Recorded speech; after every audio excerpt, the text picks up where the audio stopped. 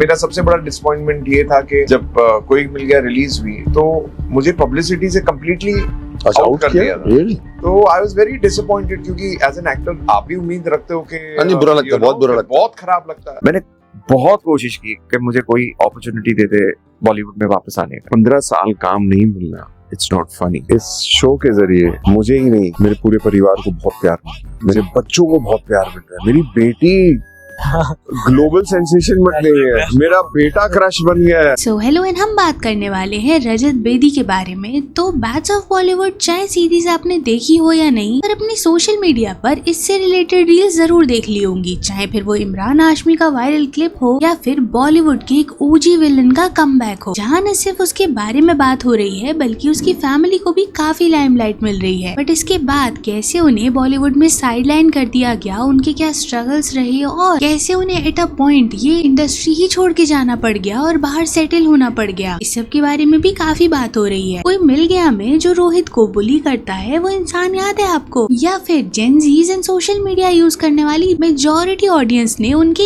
इस वाले viral clip जरूर देखा होगा कहीं ना कहीं। दैट्स रजत बेदी, जिनका फेस 90s के किड्स को तो काफी अच्छे से याद होगा, बट कैसे वो इतना जल्दी फेड अवे हो गया। But now he is back not just as a villain but a symbol of talent and one of the Bollywood's most inspiring comeback stories. Okay, so सिर्फ रजत बेदी एक्टर नहीं है, उनकी फैमिली भी इंडियन सिनेमा में deeply rooted रही है। बीट उनके फादर हिट फिल्म्स को डायरेक्ट कर चुके हैं या फिर उनके ग्रैंडफादर जो कि काफी सेलिब्रेटेड उर्दू राइटर रहे हैं, एंड इवन उनकी सिस्टर जो कि एक राइटर है और उन्होंने स्क्रीन प्ले लिखा है फॉर अग्निपथ। और सिर्फ इतना ही नहीं, उन्होंने टीवी शो भी लिखे हैं जैसे कि हिटलर दीदी। नाउ रजत ने अपनी जर्नी शुरू की थी विद मॉडलिंग, जिसके बाद उन्होंने इंडिया को इंटरनेशनली भी रिप्रेजेंट किया है और इनफैक्ट उन्होंने कुछ पेजेंट्स में भी हिस्सा लिया जहां वो जीत गए। इसके बाद उनकी हाइट को काफी ज्यादा क्रेडिट दिया गया था एंड स्लोली उनकी स्क्रीन प्रेजेंस दिखने लगती है। ऐसे तो उन्होंने बॉलीवुड में लेट 90s में डेब्यू किया है, बट उन्होंने टीवी में भी काम किया है। नाउ उन्होंने काफी बिग फिल्म्स की हैं जैसे कि इंटरनेशनल खिलाड़ी, द हीरो, जानी दुश्मन। बट कभी भी रजत वो एक हाउस होल्ड नेम नहीं बन पाए, उन्हें वो फेम, वो पॉपुलैरिटी कभी मिल ही नहीं पाई अंटिल कोई मिल गया रिलीज होती है इन द ईयर 2003, जहाँ पर उनका वो आइकॉनिक बुली करने वाला रोल एज राज सक्सेना काफी फेमस हो जाता है। एंड वो बास्केटबॉल मैच वाला सीन विद ऋतिक रोशन, वो तो आई गेस सबने अभी तक देख लिया होगा। नाउ अगर सब कुछ इतना पिक्चर परफेक्ट था तो चीजें इतना जल्दी फेड अवे क्यों हो गई? Let's talk about the dark side. तो क्या होता है जब ये फिल्म रिलीज होती है, उसके प्रमोशंस होते हैं, पोस्टर आते हैं, तो वहाँ सबसे रजत वो सीम टू बी एक्सक्लूडेड, मतलब उनके मेजर सीन्स जो भी थे उन्हें तक एडिट आउट कर दिया गया है। और ये कोई रूमर्स नहीं है, सर्टेन इंटरव्यूज में खुद रजत बेदी ने इन चीजों के बारे में रिवील किया है और उन्होंने ये तक बताया है कि कोई मिल गया में उनका काफी मेजर रोल था, उनका काफी सारे सीन्स थे, इनफैक्ट काफी फेमस सॉन्ग्स के भी वो पार्ट थे। बट जब एडिट हो गए सब कुछ आया तो ये दिखाई दिया कि उन्हें तो काफी चीजों से एक्सक्लूड कर दिया गया है। नाउ इसकी वजह भी उन्होंने इनडायरेक्टली खुद ही बता दी, क्योंकि उस फिल्म में ऋतिक रोशन थे एंड फिल्म को डायरेक्ट एंड प्रोड्यूस उन्हीं के फादर राकेश रोशन ने किया था, जिससे आपको बॉलीवुड का एक अगली साइड भी समझ आएगा। और यही नहीं हुआ रजत के साथ, एक और मूवी में सेम पैटर्न होता है उनके साथ, जहाँ पर भी उनका काफी मेजर रोल था। अब हालांकि वो फिल्म फ्लॉप हो गई, बट यहाँ पर भी उनके सीन्स को एडिट आउट कर दिया गया था, क्योंकि जो एक्टर उनके साथ काम कर रहे थे एलिजिटली उनके फादर ने ही वो सारे सीन्स कट कर दिए। ना उनकी professional life was kind of messed up, मतलब जहाँ उन्हें अप्रिसिएशन, फेम, रिकॉग्निशन मिलना चाहिए था, वो सब कुछ स्लोली फेड अवे होता जा रहा था। और कहीं ना कहीं नेपोटिज्म इसका काफी बड़ा इशू है, क्योंकि उन्होंने खुद ही अपने इंटरव्यूज में ये सारी चीजों को रिवील किया है। अब चीजें यही खत्म नहीं होती, क्योंकि अभी इस सब के बाद उनके चेक्स बाउंस होने लगते हैं। मतलब उन्होंने ये बताया कि कैसे एक तो उन्होंने इतनी मेहनत की, उसके बाद उन्हें क्रेडिट भी नहीं मिला और उसके ऊपर से पेमेंट भी डिले हो गई, प्रोड्यूसर्स ने उन्हें गोस्ट कर दिया। मतलब जो इंसान एक राइजिंग फेम को अचीव कर ही नहीं पाया, डिस्पाइट जो भी बनी उसकी हार्ड अर्न थी वो भी उसे नहीं मिली। और इतना सब कुछ फेस करने के बाद ऑफ कोर्स उन्होंने बॉलीवुड छोड़ने का डिसाइड किया and he move to Canada with his family. Now Canada में जाकर रजत ने खुद को दोबारा से एस्टैब्लिश करने की पूरी कोशिश की। नाउ इन मेनी रिपोर्ट्स ये बताया जाता है कि कैसे उन्होंने रियल एस्टेट में काम करना शुरू कर दिया, जबकि उनका पैशन फॉर फिल्म्स अभी तक खत्म नहीं हुआ था। वो अपनी सिस्टर के साथ टीम अप होते हैं, उन्होंने कुछ टीवी शोज को प्रोड्यूस किया ताकि उनके पास वो फाइनेंसेस हो पाए, जिससे वो अपने आप को दोबारा से इस इंडस्ट्री में एस्टैब्लिश कर पाए। इसके बाद वो रीजनल सिनेमा को भी ट्राई करते हैं, बीट कन्नड़ा, पंजाबी, तेलुगु, बट कुछ भी उतना ज्यादा क्लिक नहीं कर रहा था। इसके बाद आता है इंस्टाग्राम रील्स का दौर, और आपको पता है यहाँ पर तो पुराने से पुराना टैलेंट एंड एकदम न्यू टैलेंट भी जो भी लोगों को पसंद आता है इंस्टेंटली वायरल हो जाता है। Now around this time only उनका एक पुराना डायलॉग फ्रॉम जानी दुश्मन काफी वायरल हो जाता है, उसके मीम क्लिप्स बन जाते हैं। नाउ ये सब तो चल ही रहा होता है। इसके बाद आर्यन खान जो कि शाहरुख खान के बेटे हैं, उनकी साइड से रजत बेदी को एक कॉल जाता है, जिसे सबसे पहले शुरुआत में तो देखकर उन्हें ऐसा लगा कि ये उनके साथ कोई मजाक हो रहा है, बट लेटर ऑन जब वो आर्यन से पर्सनली मिले तब उन्हें समझ आया कि नहीं ये सब सच में हो रहा है। और आर्यन खान के बारे में बात करते हुए रजत बेदी उन्हें अपना एंजल भी बताते हैं, जिसको लेकर ऑफ कोर्स लोग ये कहते हैं कि इतने एस्टेब्लिश्ड एक्टर होकर भी वो आर्यन खान को प्रेज कर रहे हैं, ये जरूर एक पेड मीडिया है।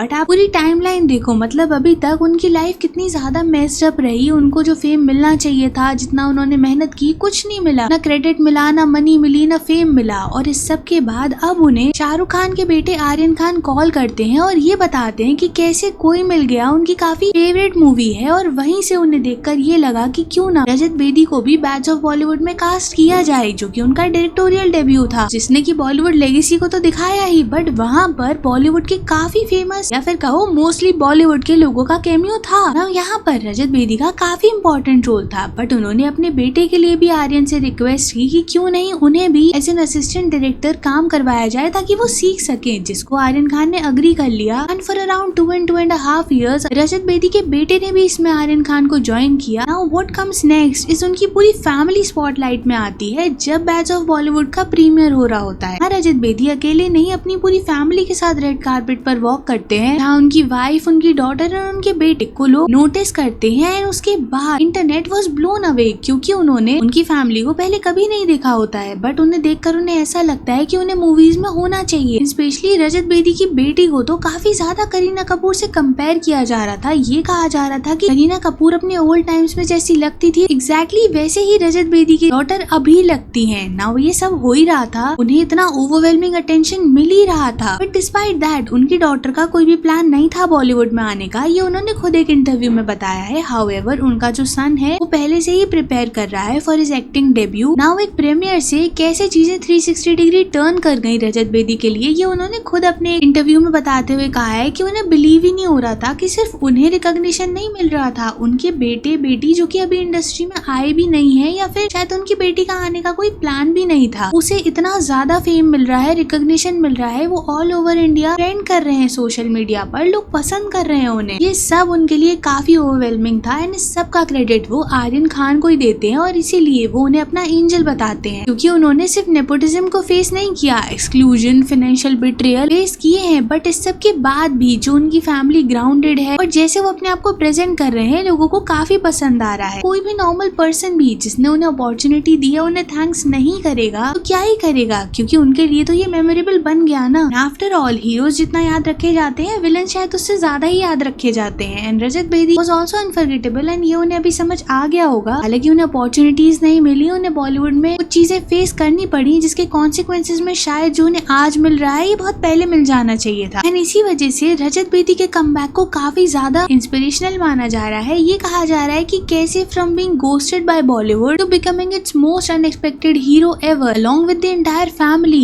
ये उनके लिए काफी मेजर चेंज था। बाकी तो अब आप बताना कमेंट्स में कि इस सब को लेकर आपका क्या ओपिनियन है, और अगर वीडियो यहाँ तक देख रहे हो तो चैनल को सब्सक्राइब करके नोटिफिकेशन जरूर ऑन कर लेना। And thanks for watching.